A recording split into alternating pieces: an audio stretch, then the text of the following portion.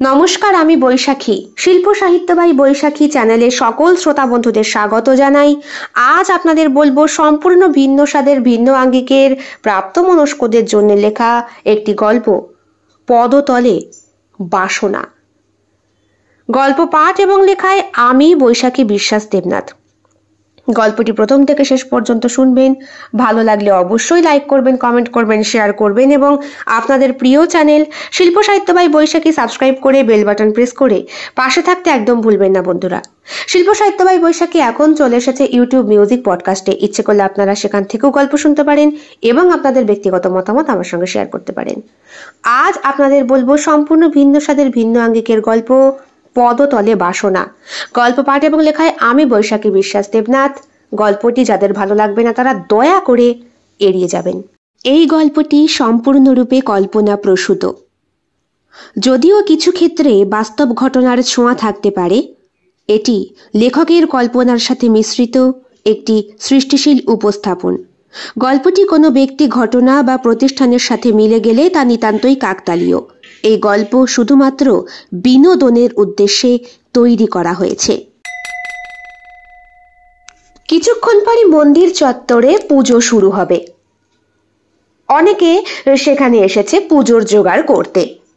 এই তো কিছুক্ষণ আগেই ব্যান্ড পার্টি পর্যন্ত চলে এসেছে।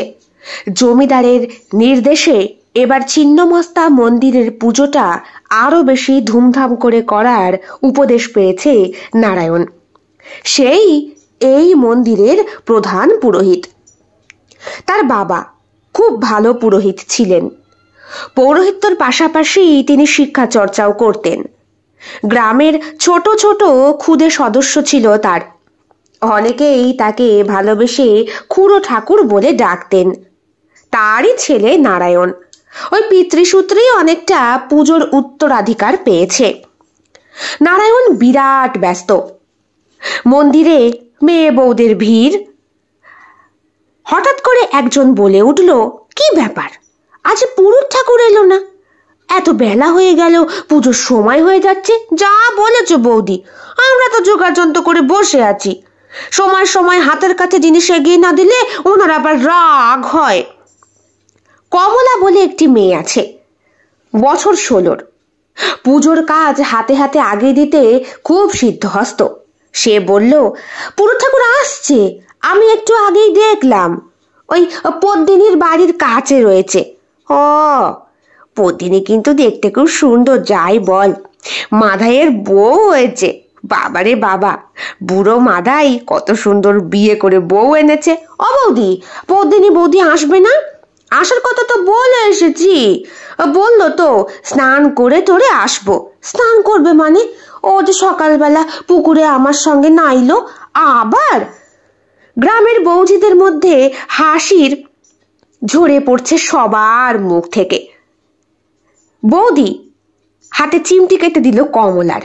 বলল, মরণ যা, বিয়ে হয়েছে যে বুঝবি। ও এখন বোধহয় ওর বরের কাছে আছে। মাথায় তো ঘরে, আমি তো জল আনার সময় দেখে এলাম। সবে স্নান করে ঘরে ঢুকেছে পদ্মিনী। নতুন বউ, তার সমস্ত শরীরে সেই গন্ধ লেপটে আছে এতিউতি। কপালের সিঁদুরটা লেপটে গিয়েছে। আয়নার সামনে দাঁড়িয়ে ভিজে গামছা দিয়ে গোটা শরীরটা মুছছে সে। হঠাৎ করে পিছন দিক থেকে স্বামীর ঠোঁটের উষ্ণ স্পর্শে তাকে অনেকটা ধাক্কা মেরে সরিয়ে দেওয়ার চেষ্টা করে পদ্মিনী। বলে, কি করছো? পুজোয় বসবো না, এখন আমায় নোংরা করো না। মাধাই কি আর তার বারণ শোনে? তার পৌরসত্ব তখন জেগে গিয়েছে। উত্থিত সেই সত্তাকে শিথিল করবার জন্য এখন নারী গহ্বরের আবশ্যকতা রয়েছে। সে কোনো কথাই শোনে না, পদ্মিনীর কোনো বারণ শোনে না। গামছার আবরণটুকু ছিনিয়ে নিয়ে মাধাই তার সমস্ত বুকে পিঠে তার জিভের লালারস ঝরিয়ে দিতে থাকে। পদ্মিনীও প্রথমে না করলেও পরে স্বামীর চুলের মুঠি চেপে ধরে তার বক্ষের মাঝখানে। মাধাই সজোরে প্রবেশ করে তার পুরুষ সত্তার। একটা উষ্ণ শীতকালে ঘর ভেসে যাচ্ছে এই দিনে দুপুরে। কিছুক্ষণ পর পদ্মিনী বলে, অনেক হয়েছে, ছাড়ো, পুজো দিতে হবে, আবার স্নান করতে হবে। কিছুক্ষণ আগেই পদ্মিনী স্নান করে এসেছে। গ্রামের বৌঝিরা সবাই সেখানে ছিল। তখনই ওখানে ওই যে পটলাদার বউটা জিজ্ঞেস করলো, শুনলাম তো স্বামী নাকি আজকে এসেছে? হ্যাঁ বৌদি, দিন 15 পর বাড়ি এসেছে। তা তুই এত তাড়াতাড়ি স্নান করছিস?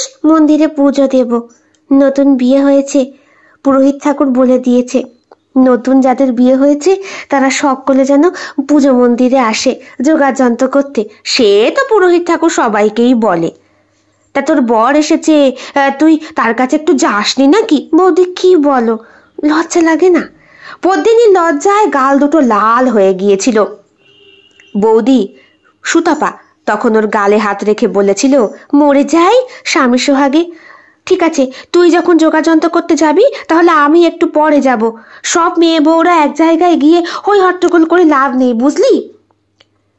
মাথায় কিছুতেই ছাড়তে চায় না পদ্মিনীকে। তার আপাদমস্তক ভালোবাসায় মুড়ে দিতে দিতে মাধাই বলে, যাবেক্ষণ, পুজো তো দেবেই। কতদিন তোমায় একটু কাছে পাই না বলো তো? আমার যে কাজে মন টেকে না। মরণ, পেটে ভাত না জুটলে কোথা থেকে এই ভালোবাসা আসবে? হ্যাঁ সরো, আর ভালো লাগছে না, এবার ওঠো দেখি। মাধাই প্রকৃত পুরুষ মানুষ, স্ত্রীকে একেবারে কাহিল করে ছাড়ে সে। পদ্মিনীর অবস্থাও ঠিক তাই, ঘেমে নিয়ে স্নান করেছে, কপালে সিঁদুর লেপটেই রয়েছে আরো বেশি ভাবে। তাড়াতাড়ি উঠে নিজের নগ্ন শরীরটাকে গামছা দিয়ে ঢাকার চেষ্টা করে পদ্মিনী। কেমন যেন মনে হলো ওর জানালার কাছে কেউ একটা দাঁড়িয়েছিল। এই দুপুর বেলা এই খড়ের ঘরের পাশ থেকে অনেকেই যাতায়াত করে। গ্রামের বাড়ি, কারো বাড়িতেই পাঁচিল দেওয়া নেই একমাত্র জমিদার বাড়ি ছাড়া। এর বাড়ির উঠোন থেকে ওর বাড়িতে যাতায়াত করা যায় অনায়াসেই। তার উপরে মাধাইয়ের বাড়ির সামনে দিয়ে একটা রাস্তা চলে গিয়েছে।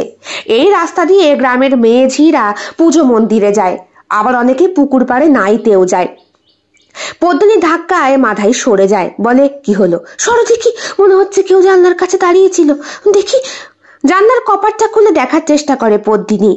কারো পা দ্রুত গতিতে এগিয়ে চলেছে তার বাড়ি ছাড়িয়ে। রাস্তায় আরো অনেকে ছেলেপুলে হেঁটে যাচ্ছে। পদ্মিনী তাই ঠাউর করতে পারল না। ভাঙা আয়নার সামনে দাঁড়িয়ে নিজের মুখটা ভালো করে দেখে। মাধাই বলে, ভাঙা আয়নায় মুখ দেখতে নেই, তুমি জানো না? আমি কি করব? তোমায় তো বলেছিলাম একটা আয়না এনে দাও, এনে দিয়েছো? একদম ভুলে গেছি। তা তো ভুলবেই, এসব তো ভুলো না, বলে পদ্মিনী হাসে তার স্বামীর দিকে তাকিয়ে। বলে, গলায় দাগ করে দিলে, এবার সবাই যদি জিজ্ঞেস করে কি করব? বলবে আমার স্বামীর সোহাগ। বিছানার নিচে পড়ে থাকা লুঙ্গিটা তুলে নিয়ে মাধাই দরজা খুলে বাইরে বেরোয়। পদ্মিনী বলে, স্নান করে এসো, মন্দিরে যাবে না? সে গিয়ে কাজ নেই, আমি বরং বটতলায় গেলাম। তোমরা পুজো আচ্ছা করো, আর প্রসাদ খেতে আসবো কোন, তখন নিয়ে আসবো। শোনো, আজকে মন্দির চত্বরেই কিন্তু খাওয়া দাওয়া, রান্না কিন্তু করিনি। জানি গো জানি, এই পুজো তো আমার সেই বাল্যকাল থেকে দেখে আসছি। আমি বুড়ো বটতলা থেকে ঘুরে আসি, তুমি বরং নিয়ে ধেয়ে পুজো করে এসো, যাও। ঠাকুরের কাছে প্রার্থনা করো কিন্তু। কি চাইবে? চাইবো তোমার দীর্ঘায়ু, যাতে আমার শাখা সিঁদুর অক্ষয় হয়।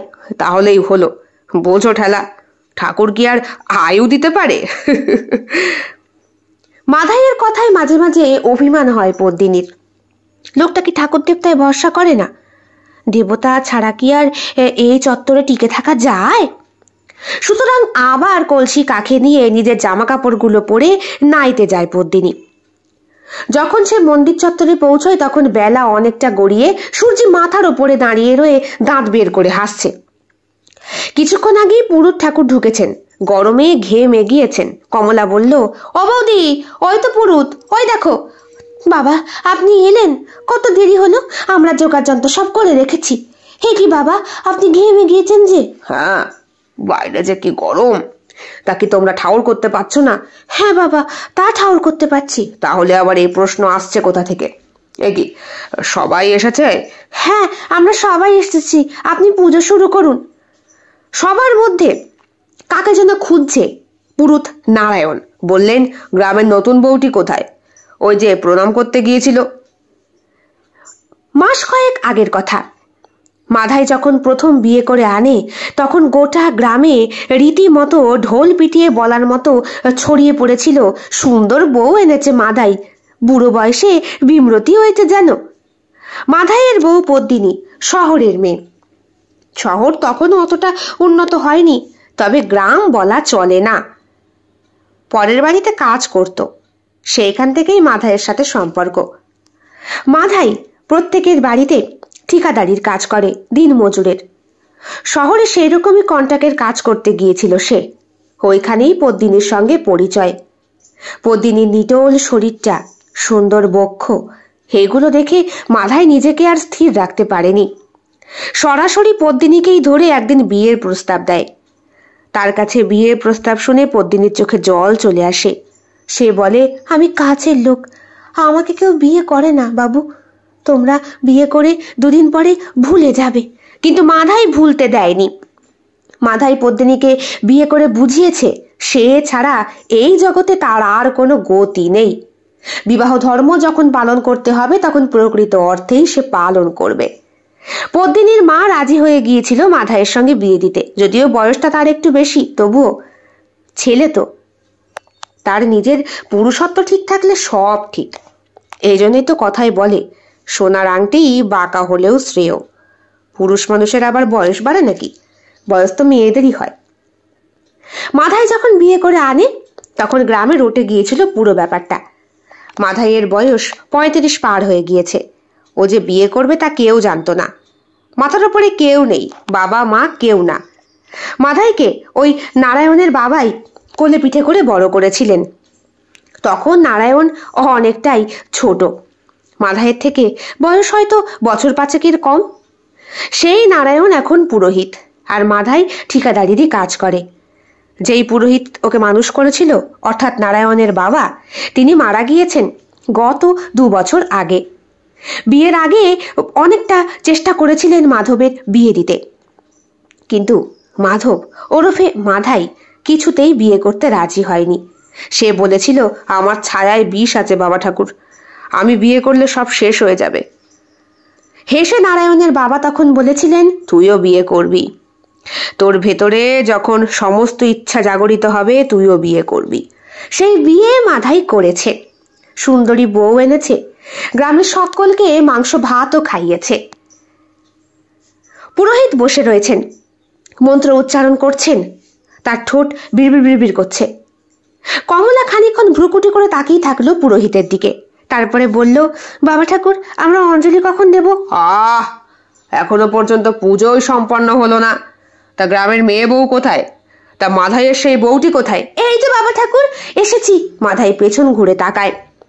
পদ্মিনী ইতিমধ্যেই জামা কাপড় ছেড়ে চলে এসেছে, স্নান করে পরিষ্কার হয়ে। তার বড় বড় চুলগুলো কোমর পর্যন্ত ছড়িয়ে যেখানে টুপটুপ করে জল পড়ছে। সিঁথিতে চওড়া করে সিঁদুর পড়েছে, কপালে টিপ। ফর্সা গড়নে গালের ওই লাল তিলটা স্পষ্ট বোঝা যায়। বিয়ের পরপর তো পাড়া প্রতিবেশী তার রূপের ছটায় আর ঠিক থাকতে পারত না। গায়ের রং একেবারে চম্পা ফুল, হলুদ রঙের গাঢ়তা আর উজ্জ্বলতা ওর গাত্রবর্ণের সাথে খুবই মানানসই। আবার কখনো কখনো মনে হয় সোনালি পদ্ম।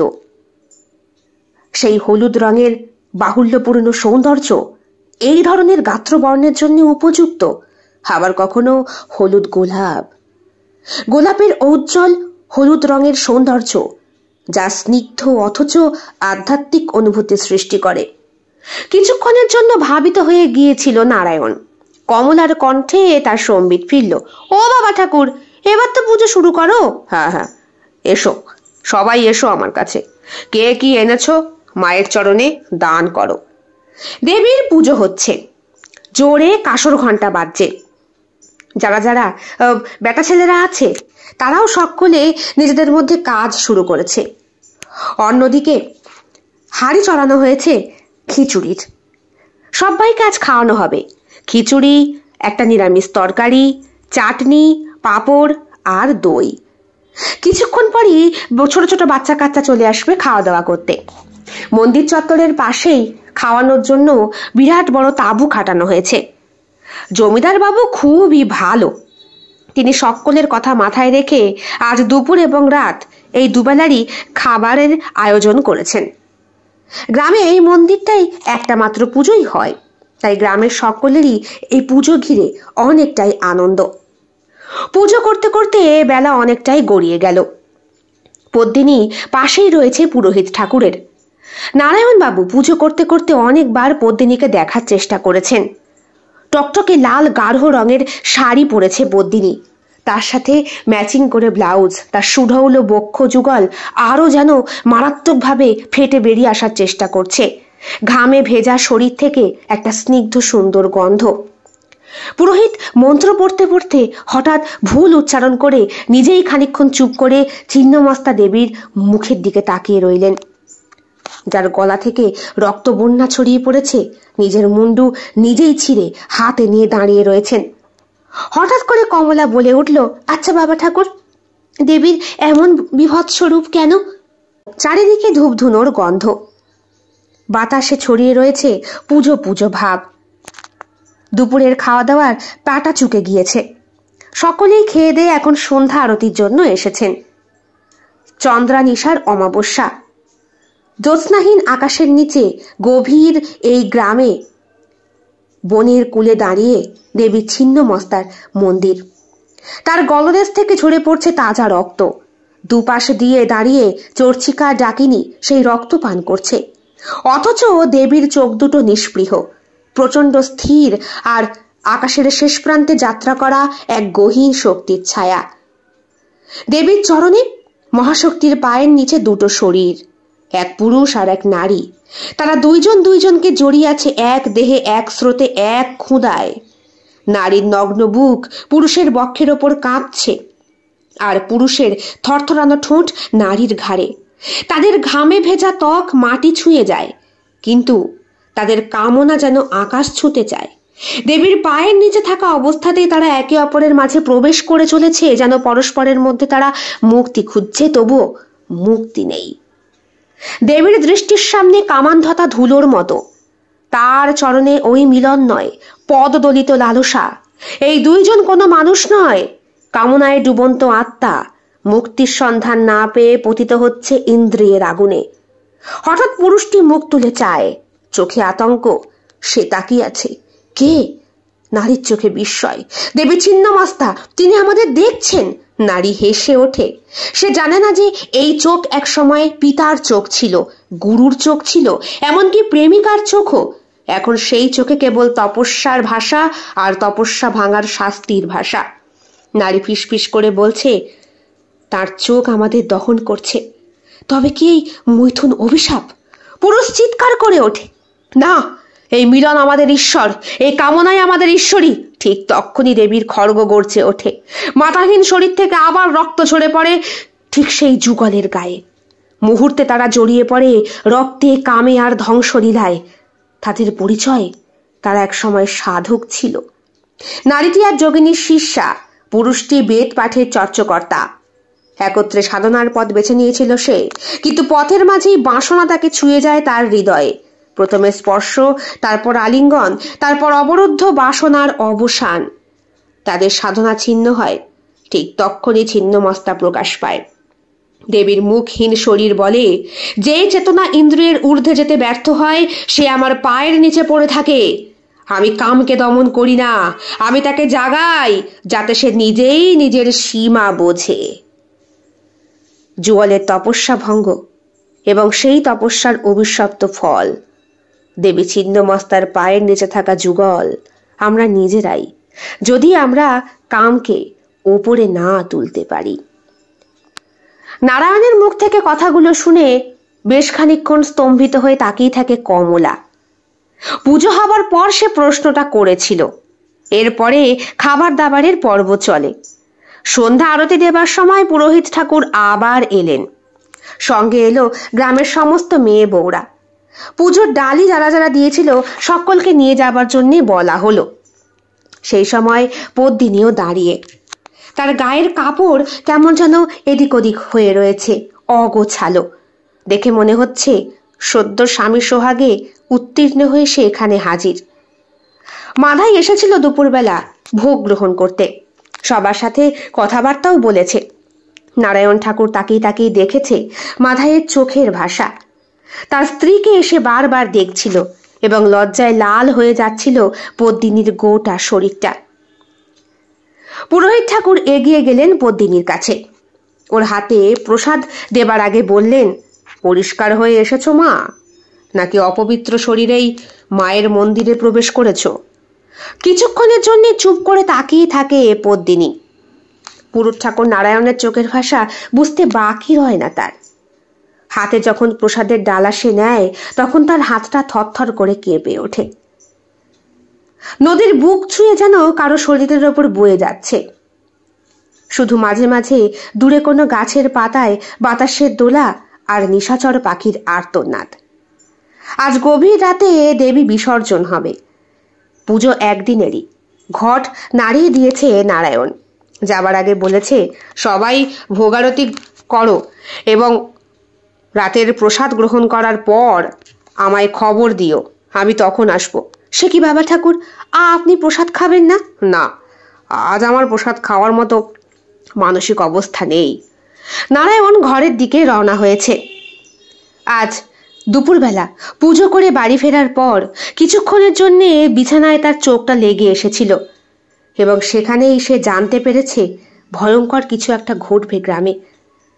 এবং তখনই তার মাথায় দেবী ছিন্নমস্তার বর্ণনা বহিঃপ্রকাশ পায়। দেবী আসলেও যে কাম থেকে ধ্বংস করে দিয়েছেন সবকিছু। স্বপ্নাদেশ পেয়েছে নারায়ণ, কিছু একটা গ্রামে অনিষ্ট ঘটবেই ঘটবে। ছিন্নমস্তার পুজো করবার জন্য পবিত্র হয়ে নারায়ণ বাড়ি থেকে বেরিয়েছিল। বাড়িতে তার পত্নী আছে, তবে এখনো পর্যন্ত কোনো সন্তান আদি হয়নি। পরিপাটি করে গুছিয়ে নারায়ণ আসছিল ঠিকই, কিন্তু পদ্মিনীর বাড়ির সামনে এসে তার পদযুগল স্তম্ভিত হয়। পদ্মিনীর ঘরের ভেতর থেকে তখন অসম্ভব চিৎকার ধ্বনি ভেসে আসছে। তার চোখ দুটো বারবার পদ্মিনীর জানলার ভেতর প্রবেশ করার চেষ্টা করে। নিজেকে মানানোর চেষ্টা করেও নারায়ণ পারে না। শেষ পর্যন্ত জানলার সামান্য ফাঁক দিয়ে সে দেখতে পায় দুটি কামনার্থ শরীরকে, মাধাই আর পদ্মিনী। পৌরসত্ব জেগে উঠেছিল সেই মুহূর্তে নারায়ণেরও। হয়তো ঔরস্কলিত সেই ধুতিতেই পুজো করতে বসে সে। চোখ বুঝে মন্ত্রপাঠ করার সময় বারবার দেবী ছিন্নমস্তার রূপের জায়গায় তার চোখের সামনে প্রকাশ পাচ্ছিল নগ্নিকা পদ্মিনীর শরীরটা। পুজো করতে বসে দেবী মায়ের জায়গায় কোনো নারীর রূপ প্রতিফলিত হলে দেবীর ছিন্ন রূপটি সেই নারীর মধ্যে প্রকাশ পাবার সম্ভাবনা থাকে। তাই পুজো করার সময় মনকে সবসময় পবিত্র রাখতে হয়। মন্ত্র উচ্চারণে দেবীকে ডেকে আনতে হয়। কিন্তু আজ তো তা করতে পারেনি নারায়ণ, বরং ভুল মন্ত্র উচ্চারণ করে হয়তো এমন কাউকে ডেকে এনেছে যে এই গ্রামের অনিষ্ট করতে অনিবার্য। কিন্তু এতে তো পত্নীর কোনো হাত নেই, ভুল তো নারায়ণের। সে কেন অন্যের ঘরের দিকে তাকিয়ে দেখতে গিয়েছে? সে তো পুরোহিত। নারায়ণের মনে পড়ে বহু বছর আগে তার বাবা তাকে পাশের বাড়ির জমিদারের কাছে পড়াশোনা করতে পাঠিয়েছিলেন। নারায়ণের বয়স তখন 17 কি 18। ছোটবেলা থেকে এই নারায়ণ মদের প্রতি তীব্র আসক্ত। বাবার কাছে প্রথম প্রথম ধরা না পড়লেও একদিন নারায়ণের বাবা সত্য মাধবের কাছে হাতে নাতে ধরা পড়ে যায় নারায়ণ। গ্রামে বুড়ো বটতলার নিচে তখন ছেলেপেলেরা বসে মাল খাচ্ছে। নারায়ণ তাদের লিডার। বাবা পুজো করে ফিরছিলেন, ছেলেকে দেখে বেতের লাঠি দিয়ে অত্যন্ত প্রহার করলেন। যেই বেতের লাঠি দিয়ে উনি প্রতিদিন শিক্ষা দান করে থাকেন ছোট ছোট ছেলেপেলেদের। তারপরে সিদ্ধান্ত নিলেন এই গ্রামে আর নয়, এইবার ছেলেকে অন্যত্র পাঠাতে হবে। কিন্তু জমিদার বাড়ি পাঠিয়েও নিস্তার হলো না। 17-18 বছরের নারায়ণের শরীরে তখন রক্ত ফুটছে রীতিমতো, যেন কোনো লাভা উদ্গীরণের প্রথম অবস্থা। জমিদার বাড়িতে একটি মেয়ে কাজ করত, তার নাম ছিল মায়া। মায়া মেয়েটিও বছর 15-16 হবে। অবিবাহিত অথচ সুন্দরী। মেয়েটির গায়ের রং বেশ চাপা, কিন্তু নিটোল শরীরে কামনার আগুন ঝরে পড়ে। গুরু গৃহে শিক্ষা লাভের জন্য গিয়েছিল নারায়ণ সেই জমিদার বাড়িতে। দিনটা ছিল বর্ষার রাত। রান্না করে বাড়ি ফেরার কথা ছিল সেই দিন ওই মেয়েটির। কিন্তু হঠাৎ করে নারায়ণ ওর ওপরে উঠে বসে। সেই দিন আর কেউ ছিল না জমিদার বাড়িতে। জমিদার গিন্নিমা এবং জমিদার বাবু অন্যত্র গিয়েছিলেন একটা বিবাহের নিমন্ত্রণ রক্ষা করতে। নারায়ণ যেহেতু আগন্তুক, তাই তার ওই নিমন্ত্রণে যাবার কোনো অধিকার নেই। সে যেচে যেতে চায়নি। মায়া মেয়েটিকে বিশেষ করে নারায়ণের জন্যই রান্না করার জন্য ডেকে পাঠানো হয়েছিল। মেয়েটির শরীরটিকে সে এমনভাবে ভোগ করে যে 1 মাসের মাথায় মেয়েটি অন্তঃসত্ত্বা হয়ে পড়ে। ব্যাপারটা পুরো রটে যাবার আগেই নারায়ণ গ্রাম ছেড়ে পালায় এবং এইখানে এসে পৌরোহিত্য গ্রহণ করে। তার পরপরই তার বাবার মৃত্যু হয়। নারায়ণকে ফাঁসি দেওয়ার মতো মেয়েটি কোনো কাজ করেনি। মেয়েটির কি হয়েছিল না হয়েছিল সেই সম্পর্কেও নারায়ণ আর কোনো খোঁজ খবর নেয়নি। শুধু এইটুকুই জানতো, জমিদার বাড়িতে কাজ করা সেই ম্যাথর ছেলেটি ওই মেয়েটির ভবিষ্যৎ বাগদত্তা, কাজেই ওর সাথেই হয়তো কাজ চালিয়ে নেবে।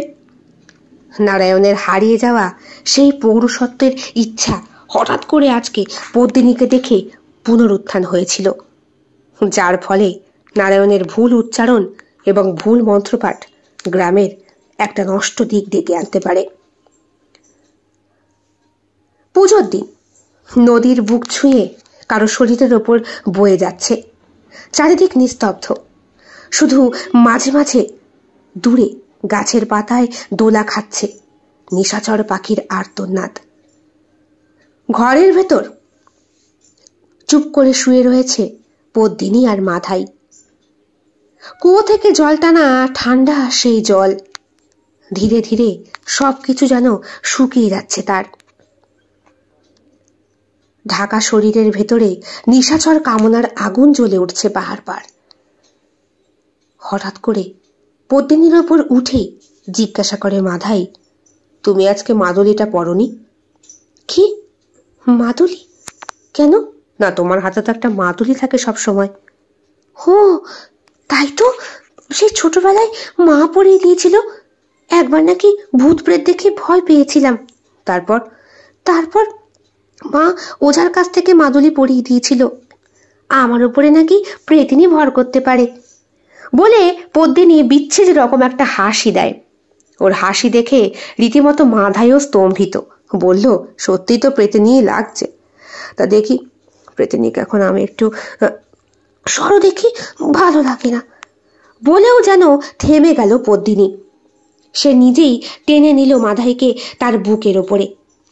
গাল ছুঁয়ে গেল তার। সে হাসল, বলল, কি গো, থেমে গেলে কেন? যখন তোমার ঠোঁট আমার কাঁধ ছোঁয় তখন মনে হয় আমি যেন মানুষ নই, কোনো জ্বলন্ত প্রদীপ যার শিখা একদিন ঘর পুড়িয়ে ছারখার করে দেবে। নিচু হয় মাধাই, তাহলে পুড়িয়ে দাও।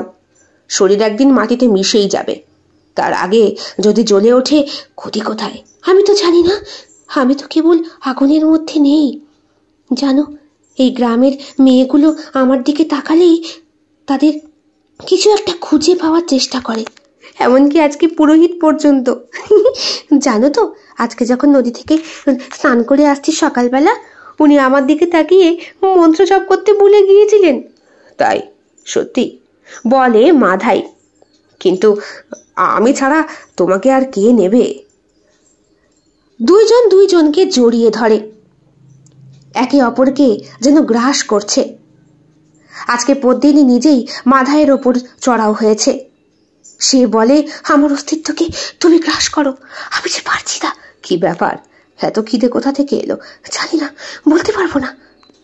স্নান করতে গিয়ে হাতের মাদুলি পুকুরেই ফেলে এসেছে মেয়েটি, কাজেই তার ওপরে ভর করেছে সত্যি সত্যি কোনো প্রেতিনী, যার অগ্রাসী শক্তি একটু একটু করে গিলে নিচ্ছে পদ্মিনীর সমস্ত মানব সত্তাকে। পরের দিন মাধাই ঘুম থেকে ওঠে। তার চোখের তলায় কালি, মুখ অবসন্ন। আজ তাকে শহরে ফিরে যেতে হবে। গতদিন গ্রামে বেশ আনন্দ হয়েছে, আর এই কদিন স্ত্রীর সাথে কাটিয়েও। পদ্মিনী স্নান করে ফিরে এসেছে, পরনে অল্প বস্ত্র। ভাঙা আয়নার সামনে দাঁড়িয়ে নিজের মুখটা দেখার চেষ্টা করছে। সমস্ত শরীরে আঁচড় আর কামড়ের দাগ দেখে নিজেই ভয় পেয়ে যায়। বলে, এ কেমন করে হলো? তুমিই তো কালকে আমার ওপর চড়াও হলে, আমি করেছি নাকি? তাহলে সব দাগগুলো? কিছু বলে না মাধাই। স্ত্রীর কপালে আলতো চুম্বন করে বলে, সাবধানে থেকো, বুঝলে? গতকাল তোমার মধ্যে আমি সত্যিই সেই প্রেতিনীকে দেখেছি। সাবধানে থেকো, কেমন? তুমি আবার কবে আসবে? যেদিন ছুটি পাবো। নিজের খেয়াল রেখো। স্বামী চলে যাবার সেই মুহূর্তে পদ্মিনীর চোখে জল আসে। পরক্ষণেই নিজেকে সামলে নেয়। রান্না বান্নার কাজ ছেড়ে আরেক প্রস্তুত স্নান করতে হবে আজ। প্রচন্ড গরম পড়েছে যে। চারিদিক নিস্তব্ধ। একেবারে মাথা ফেটে যাওয়া রোদে বাইরে থেকে আর কেউ বেরোচ্ছে না। সুতরাং গ্রামের ওই বুক ফাটা মাটির রাস্তা দিয়ে একাই হেঁটে চলেছে পদ্মিনী। তার নুপুরের ঝনঝন শব্দ মাতোয়ারা করে দিচ্ছে আশেপাশের সমস্ত গাছগুলোকে। তার রূপের ছটা একটু একটু করে যেন ক্ষুধা ছড়াচ্ছে তাদের মাঝে। তাদের রোদের তাপে নেতিয়ে যাওয়া পাতাগুলো এবং ফুলগুলো পদ্মিনীর গায়ের গন্ধে জেগে উঠছে নতুন করে। হঠাৎ রাস্তায় মুখোমুখি দেখা হয়ে যায় নারায়ণের সাথে পদ্মিনীর। নারায়ণ সবে তখন পুজো করে ফিরছে। বাড়ি গিয়ে খেয়ে দিয়ে একটু ঘুমোবে। আজকে আবার জমিদার বাড়িতেও যাবার কথা। গতকাল পুজো হয়েছে, সেই পুজোর বকশিস আদায় করা হয়নি। পদ্মিনী সবে তখন স্নান করে উঠেছে। তার শরীরের বস্ত্র ভিজে, সিঁদুর লেপ্টে। হঠাৎ করে পদ্মিনীর ঠোঁট দুটো কেমন যেন বাঁকা হাসি হেসে উঠল। নারায়ণর চোখে চোখ রেখে আবার মুখটা ফিরিয়ে নিতেই পদ্মিনী বলল, চোখ পেরাচ্ছ কেন বাবা ঠাকুর? দেখো, যা দেখছিলে আজ রাতে উনি বাড়ি নেই। এসো কিন্তু, হ্যাঁ, তোমাকে তোমার বকশিসটা দিয়ে দেব। হেসে পদ্মিনী এগিয়ে যায়। তার নিতম্ব দোলানো ছন্দ দেখে নারায়ণের বুকের ভেতরে কম্পন শুরু হয়। মা, মা, এ কি হলো? তাহলে কি আমার ভুল উচ্চারণে সত্যি সত্যি কোনো বৃতিনী? না না, এ কি করে সম্ভব? এই যে গ্রামকে শেষ করে দেবে, এই যে গ্রামকে বাসনায় দমন করে দেবে। নারায়ণ বলল ঠিকই, কিন্তু সন্ধ্যে থেকে তার মন আর আজ ঘরে বসে না। পদ্মিনীর বলা কথাগুলো তার কানে বারবার প্রতিধ্বনিত হচ্ছে। স্ত্রীকে বললেন, আজ আর বাড়িতে খাবো না, জমিদার বাড়ি বকশিসটা আনতে যাব। তা আমি গেলে তো জমিদার গিন্নি আমাকে না খাইয়ে পাঠাবেন না। তুমি বরং খেয়ে দিয়ে শুয়ে পড়ো। স্ত্রী লক্ষ্মীমন্ত বউয়ের মতো ঘাড় নেড়ে সম্মতি জানাতেই নারায়ণ বেরিয়ে পড়ে। স্ত্রী বললেন, হে কি, আজ নামাবলি গায়ে দিলে না? না, নামাবলি গায়ে দিয়ে আজ কাজ নেই। পুজো করার প্রকৃত অর্থ হলো এই যে আমি অর্থ নিতে যাচ্ছি সেটা না নেওয়া। পুজো তো একটা পুণ্যের কাজ। সেখানে সকল মানুষকে অঞ্জলি দিয়ে তাদের হাতের ছোঁয়া ফুল ভগবানের পায়ে ছুঁয়ে পুণ্য লাভ করানো। তাহলে তুমি কি করতে যাচ্ছ? মনে মনে নারায়ণ বলে, পাপ করতে, কিন্তু উচ্চারণ করে না। আজ থাক, আজ এইভাবেই যাই। ধুতি পাঞ্জাবি পরে বেরিয়ে পড়ে নারায়ণ। সাইকেলটাও সে আজকে নিয়ে যায়নি, পায়ে হেঁটে যাত্রা শুরু করেছে। আকাশে তখন বেশ খানিকটা মেঘ করেছে। আজ বোধহয় বৃষ্টি হবেই, হোক। সে বলল, বৃষ্টি হলে আমার জন্য অপেক্ষা করো না। আমি চেষ্টা করব বৃষ্টির আগেই ফিরে আসতে। যদি পথে আটকে যাই, তুমি দরজা বন্ধ করে কিন্তু শুয়ে পড়ো, ঠিক আছে? স্ত্রী ঘাড় নাড়ল। নারায়ণ আস্তে আস্তে এগিয়ে যাচ্ছে সেই পুকুর পাড় দিয়ে। দেখা যাচ্ছে পদ্মিনীর ঘরের ভেতর যে বাতি জ্বলছে। মেয়েটি একা থাকে, বর বাড়ি নেই। কাছে এগোতেই নারায়ণ দেখতে পায় পদ্মিনী চুপ করে খাটে শুয়ে রয়েছে। তার শরীরের বস্ত্র নিতান্তই অল্প। একটা লাল রঙের কাপড় তার বুকটাকে আবরণ করে রেখেছে। নারায়ণের ভেতরের পুরুষ সত্তা আবার জেগে ওঠে। দরজায় দুবার টোকা মারতেই পদ্মিনী খিলখিলিয়ে হেসে দরজা খুলে নারায়ণকে ঘরের ভেতর ঢুকিয়ে নেয়। আকাশে বিদ্যুৎ চমকে ওঠে, বাজ পড়ে, একে অপরকে আঁকড়ে ধরে ওরা। কামনার শব্দে, শীতকারের ধ্বনিতে গোটা গ্রাম মুখরিত হয়ে যায় ওদের। ঘরের প্রত্যেকটি বউয়ের সঙ্গে তখন আগন্তুক একটি করে পুরুষ। দেবীর পুজোয় ভুল হয়েছে, কামের দেবী ভর করেছে, বাসনা জাগরিত হয়েছে প্রত্যেকটি নারীর হৃদয়ে। যেই বাসনা দেবী পদতলে শেষ করে দিয়েছিল, সেই বাসনাই আজ প্রত্যেকটি নারীকে ধ্বংস করার জন্য তাদের ঘরে ঘরে দেবীর কামের রূপ হয়ে বিরাজ করছে। নারায়ণ পরের দিন সকাল সকাল ফিরে আসে। গতকাল রাতে পদ্মিনীর অগ্রাসী আক্রমণে নারায়ণ রীতিমতো ভীত সন্ত্রস্ত। সারা রাত পদ্মিনী তাকে ঘুমোতে দেয়নি, তার সমস্ত শরীরে নিজের আধিপত্য রেখেছে। নারায়ণ হাড়ে হাড়ে টের পাচ্ছে তার ভুল মন্ত্র উচ্চারণের ফল। সকালে বাড়ি গিয়ে ভালো করে স্নান করতে হবে, শরীরে যত্রতত্র আঁচড় আর কামড়ের দাগ। ঘরে ঢুকতেই দেখলো তার স্ত্রী অনেক আগেই উঠে বসে দুয়ার খুলে রেখেছে, কিন্তু তার শরীরে ও যেন স্বল্প বস্ত্র। একটু কাছে এগিয়ে যেতেই স্ত্রীর কপালে হাত রাখতেই নারায়ণের হাত থেমে যায়। তারও বিয়ে করা সুন্দর বউটি গায়ে একটা পাতলা কাপড় জড়িয়ে বুকের আবরণ এবং উরুদেশের লজ্জা ঢেকে রাখার চেষ্টা করছে, আর উরু থেকে উঠে যাওয়া সামান্য একটু কাপড়ে স্পষ্ট বোঝা যাচ্ছে দাঁতের দাগ। কিন্তু গতকাল রাতে নারায়ণ তো স্ত্রীর কাছে ছিল না। তাহলে দেবীর রন্ধ্রে রন্ধ্রে ছড়িয়ে থাকা কামনার সেই রূপ তার স্ত্রীর শরীরেও প্রকাশ পাচ্ছে। তাহলে কি গ্রামের ধ্বংস শুরু? কিন্তু আদপে ধ্বংস তাহলে শুরু করলো কে? পদ্মিনী নাকি নারায়ণের ভুল মন্ত্র উচ্চারণে পদদলের বাসনা? সকাল হতেই ঝন্টুর বউটাকে প্রচন্ড পরিমাণে মারধর শুরু করেছে। কমলা, সুতপা সবাই সেখানে হাজির। মারের চোটে বউটা কেমন যেন অজ্ঞান, সারা গা থেকে রক্ত ঝরছে, এতটুকু বস্ত্র নেই তার শরীরে। নারায়ণ পুরোহিত তখন সবেমাত্র পুজো করতে গ্রামের মন্দিরের দিকে যাচ্ছেন। তার সাইকেলের বেলটা থামিয়ে দিয়ে তিনি বললেন, অঝন্টু, বউটা মরে যাবে যে, মারছিস কেন? মরে যাওয়াটাই ভালো বাবা ঠাকুর, মাগির মরে যাওয়াটাই ভালো। ও কি গাল মন্দ করছো কেন? হ্যাঁ? কমলা এগিয়ে যায়, তার সাথে গ্রামের আরো 5 জন বউঝিয়েরা। ইস, বউটাকে মারতে মারতে সারা শরীরে দাগ করে দিয়েছে। কি করেছিস তুই বলতো? ঝন্টুর বউকে জিজ্ঞেস করে। আর 5টা মেয়ে বউ। নারায়ণও কেমন যেন ভীত সন্ত্রস্ত, কিছুটা আগিয়ে বলল, মারছিস কেন? কি হয়েছে বলবি তো? হে, কার সাথে ছিলি কালকে? হ্যাঁ? ঝন্টু চিৎকার করে তার স্ত্রীর দিকে তাকিয়ে কথাটা জিজ্ঞেস করতেই নারায়ণের বুকের ভেতরটা মোচড় দিয়ে ওঠে। এগুলো কি বলছিস ঝন্টু? বিষয়টা কিন্তু জমিদার বাড়িতে জানাজানি হয়ে যাবে। হোক হোক জানাজানি, আমি ঠিকে মজুরের কাজ করি। গতকাল ফেরার কথা ছিল আমার, সকালবেলা এসে দেখি এই যে বাবা ঠাকুর, দেখেন দেখেন। বউটির গায়ে জামা কাপড় ছিলই অল্প, মারের চোটে কাপড় ছিঁড়ে গিয়েছে অর্ধেক, কিন্তু তার উরুর কাছে দাগটা স্পষ্ট। কোনো পুরুষ মানুষের অগ্রাসী আক্রমণ ছাড়া এই দাগ হওয়া সম্ভব নয়। কমলা তার গায়ের চুড়িদারের ওড়নাটা খুলে ওর পায়ে ঢেকে বলে, ও কি মান সম্মান নেই নাকি? হ্যাঁ, মেয়ে বলে কি এমন করে ইয়ে করবে তোমরা? হ্যাঁ, এত অসম্মান। কমলা কথাটা বলে। কমলার ঘাড়ের কাছে ওড়না সরতেই তার কাছেও একটা দাগ ফুটে ওঠে। বৌঝিগুলোকে দেখলে আজকাল কেমন যেন ভয় করে নারায়ণের, বুকের ভেতরটা মোচড় দিয়ে ওঠে। ইচ্ছে না করলেও একটা অবাধ্য বাসনা বারবার আকর্ষণ করে নারায়ণকে তারই হিতকর্মের জন্য।